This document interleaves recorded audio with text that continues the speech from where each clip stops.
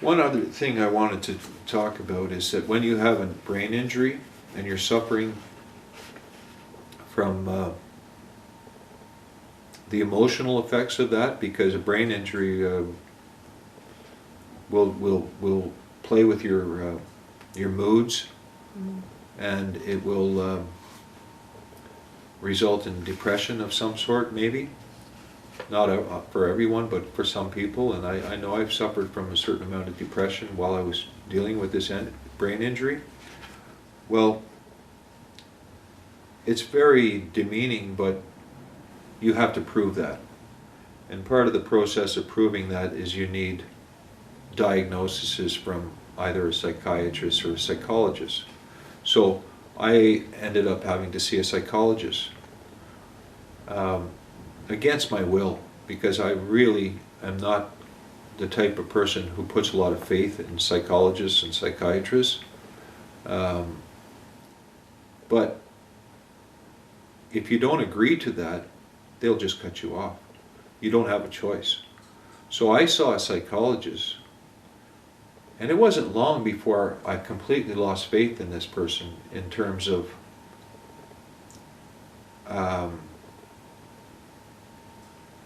just not,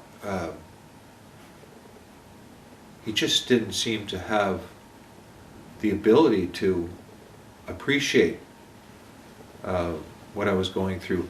And again, your life becomes, you become subjected to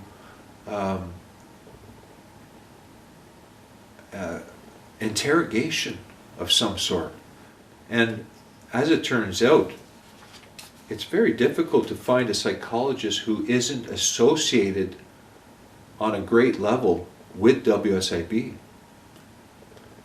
So the person I was dealing with, again, a large percentage of his clients were WSIB recipients. So he's playing to WSIB's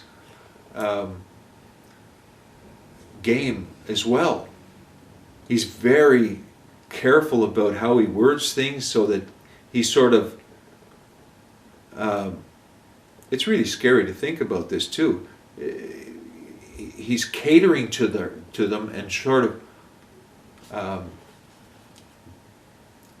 making his reports favorable to them and just a little bit favorable to you. But you're like on this, you're on the edge of the fence. It's like it could go either way. And you're going, wait a minute. That's not what you told me you were going to write.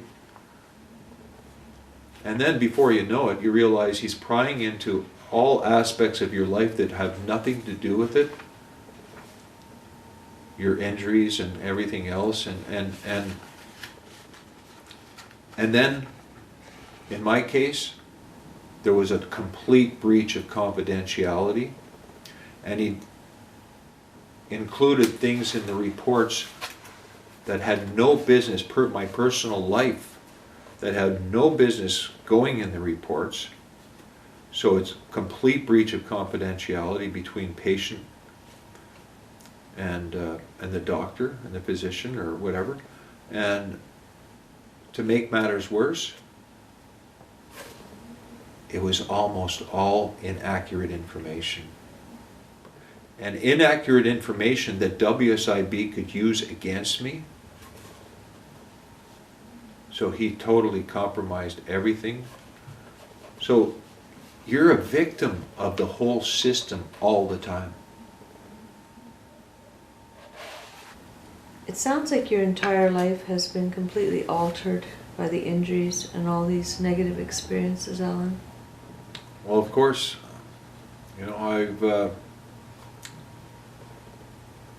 I would say that fighting WSIB was a full-time job, 7 days a week, 6 days a week, maybe 10 hours a day for 3 years. So yeah, that has a big impact on you after a while when you're fighting for everything. And you're worried every day about what's coming in the mail today. What's the next fight today? And they're throwing things at you right, left, and center that you have to battle them on. And they're making threats all the time, in subtle ways sometimes, and not so subtle ways other times. So, yeah, I wound up with PTSD and severe anxiety, and I'm still dealing with that today. And it affects, plus your injuries affect you as well, you know, like I have brain injuries that have caused me to give up very important things in my life, like playing hockey. Played hockey all my life, and I planned to play hockey till I was 75, let's say, but it's because it's just a great way to keep in shape, and it's a great way it's a great social thing. And I had to give that up because I couldn't risk another brain injury.